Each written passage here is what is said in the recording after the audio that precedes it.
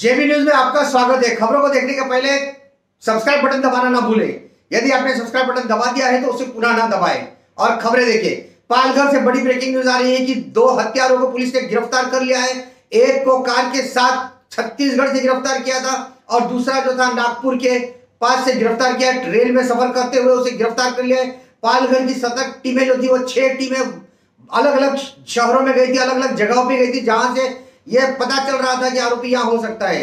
देखते हैं किस तरह की ये प्रेस कॉन्फ्रेंस एसपी साहब लेते हैं और बड़ी सफलता है। इस सफलता के साथ हम आपको ले चलते हैं एसपी साहब के प्रेस कॉन्फ्रेंस में। कैसी सफलता है देखते हैं पूरी रिपोर्ट। पालघर के पुलिस अधीक्षक बालासाहेब पाटिल प्रेस कॉन्फ्रेंस लेने वाले, लेकिन उसके पहले हम आपको ये बता दें कि किस तरह की हकीकत हुई थी, किस तरह का हादसा हुआ था। यहाँ पे देखिए आसिफ घाची जो है पालघर के निवासी हैं और पालघर से ये बदली का ड्राइवर के काम भी करते हैं। यहाँ से वो गाड़ी लेके 3 यात्रियों को छोड़ने के लिए नासिक गए थे। जो लोग पालघर आए थे उन्हें गाड़ी चाहिए थी, वो किराए की गाड़ी लेके यहाँ से नासिक के लिए रवाना हुए। हम आपको दिखाना चाहते हैं, देखिए ये गाड़ी है, इस गाड़ी में आसिफ घाची यही गाड़ी लेके नासिक की ओर निकला था और वहां पे मोखाड़ा के आगे आंबोली घाट में उसे मारकर फेंक दिया था। एसपी बालासाहेब पाटिल ने अब टीमें बनाई हैं जो हत्यारों को पकड़ने के लिए लगी हुई हैं। इसमें से 2 टीम ने 2 आरोपियों को गिरफ्तार कर लिया है। एक आरोपी को छत्तीसगढ़ में कार के साथ गिरफ्तार किया है और उसे पालघर लाया गया है और दूसरे आरोपी को नागपुर से ट्रेन में सफर करते के दौरान गिरफ्तार किया। हम आपको दिखाना चाहेंगे किस तरह से इन आरोपियों को पालघर लाया गया। देखिए ये आरोपी हैं जिन्हें पालघर लाया गया है और पालघर लाके इन्हें मजिस्ट्रेट कस्टडी में, पुलिस कस्टडी है, मजिस्ट्रेट के सामने उपस्थित किया गया, जहां से इन्हें पुलिस कस्टडी भेजा गया है। ये दूसरा आरोपी है, ये दोनों ही हत्यारे हैं। इन दोनों ने मिलकर, इनका एक तीसरा साथी अभी भी फरार है जिसकी खोज अब पुलिस कर रही है। अब देखना यह है कि कितने समय में तीसरा आरोपी मिलता है, क्योंकि जब 2 आरोपी मिल चुके हैं तो तीसरा आरोपी जरूर और जल्दी मिलेगा। फिर इसके बाद होगी इनकी गहरी पूछताछ कि क्या मामला था, कि क्यों इन्होंने हत्या की। ये वही कार है जिस अर्टिगा कार से आसिफ घाची नासिक इन तीनों को छोड़ने के लिए गया था, लेकिन वो रास्ते में ही उसकी हत्या कर दी गई। ये पालघर पुलिस स्टेशन है जहां पे अपराधियों को लाया गया है, हत्यारों को लाया गया है। अब हम ले चलते हैं आपको प्रेस कॉन्फ्रेंस में। एसपी साहब ने प्रेस कॉन्फ्रेंस ली जहां पे उन्होंने दोनों जो अपराधी हैं उन अपराधियों को सामने प्रेस के सामने प्रस्तुत किया और जो सामान उनके पास से बरामद हुआ है, जो टीमें गई थी उन टीमों के भी लोग यहाँ पर साथ में हैं जिन्होंने मेहनत करके इन 2 हत्यारों को गिरफ्तार किया है और तीसरे हत्यारे को गिरफ्तार करने के लिए अब उनका षड्यंत्र चल रहा है। उनके एब्डक्शन के बारे में जब रिपोर्ट दाखिल हुआ उसके बाद हमारी अलग अलग टीम इसके ऊपर काम किया। उसमें एलसीबी, लोकल पुलिस, ये सभी ने अलग अलग टीम बना के, पहले तो उनकी डेड बॉडी मिलना बहुत ही मुश्किल था, इसलिए हमने जवाहर से लेके त्र्यंबकेश्वर तक पूरा रोड में किया था। 15 अगस्त को उसकी डेड बॉडी हमें त्र्यंबकेश्वर एरिया में मिली। उसके बाद हमारी 2 टीम काम कर रही थी, उसमें से समृद्धि हाईवे और छत्तीसगढ़ तक पूरे सीसीटीवी देख के उसका रूट पहले पता किया गया। उसके बाद उड़ीसा तक हमारी टीम गई। जब हमको पता चला कि आरोपी के नाम, उसका रहने का एड्रेस जो है, उसके बाद हमारी उड़ीसा की टीम ने लोकल पुलिस के सहयोग से वहाँ पे 3 में से 1 आरोपी और गाड़ी वहीं पे बरामद की गई।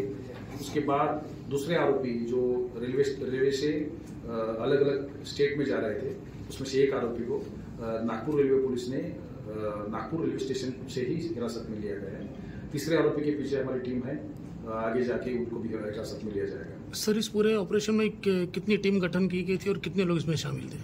इसमें 6 टीम गठित की गई थी, कम से कम 40 लोग उसमें कार्यरत थे और वहाँ के अलग अलग स्टेट के पुलिस भी उसमें, उनका भी सहयोग बहुत बड़ी तरह से मिल रहा है। सर, हत्या करने का मुख्य कारण क्या था? अभी तक के इन्वेस्टिगेशन में यही सामने आ रहा है कि ये गाड़ी उसको लोकल उड़ीसा डिस्ट्रिक्ट में चलाना था, वहाँ पे टूरिंग पे लगाना था और उस पर जो भी आमदनी है उस पर गुजराना करना था। यही प्राइमरी तो इन्वेस्टिगेशन में सामने आ रहा है, लेकिन आगे जाके इन्वेस्टिगेशन में असल बात क्या थी, उसका कॉन्स्पिरेसी क्या था, किस तरह से उसने किया था और इसे क्यों चूज किया था, आशिफ को ही क्यों चूज किया था, इसके बारे में सामने आ जाएगा। इसी इलाके में आरोपी रह रहा था, कह रहा था। ये आरोपी पिछले कुछ सालों से, एक आरोपी तो पिछले 20 सालों से ये गोचर में रह रहा था। उसमें से 2 आरोपी जो है पिछले 6-7 महीनों से यहीं पे काम कर रहे थे। ये एक ही गांव के होने की वजह से एक ही लोकेलिटी में रहते थे। उनका पूरा ये क्राइम के बारे में पूरा प्लान ये पोजीशन में उनका किया उन्होंने। सर, उनका उद्देश्य अगर गाड़ी चोरी करना था तो उन्होंने उसकी हत्या क्यों की? उसके लिए वो दूसरा भी तरीका अपना सकते थे। उनको ये लग रहा था कि अगर वो जीवित रहेगा तो आगे जाके अपना नाम वो किसी को बताएगा और उसके ऊपर पुलिस एक्शन ले लेगी, तो अपना नाम आगे नहीं आना चाहिए। ये उद्देश्य से उन्होंने उसको जीवित नहीं रखा है।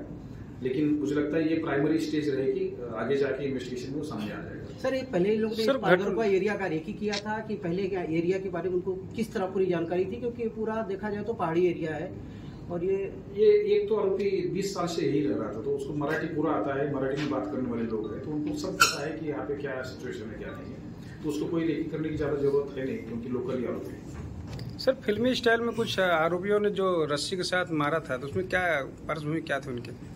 उन्होंने अपने साथ एक रस्सी रखी थी, जो पीछे जो बैठा था ड्राइवर के, उसने अपना गला ये रस्सी के सहारे गला घोट दिया, और सामने जो बैठा था आरोपी, उसने जो दो नंबर का आरोपी था, उसने उसके बॉडी के ऊपर बैठा था, जो कि उसके हाथ पैर नहीं हिल पाए और उसको वही दबा के मार सके।